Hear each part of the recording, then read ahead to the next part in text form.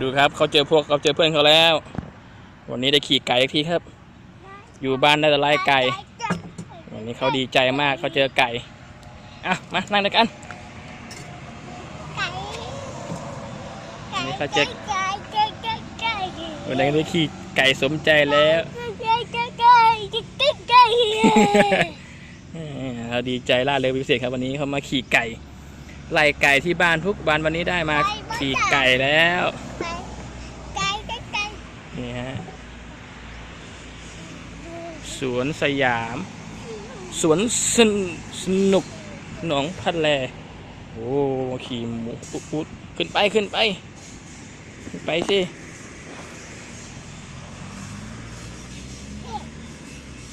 กำลังหาที่ขึ้นอยู่ฮะ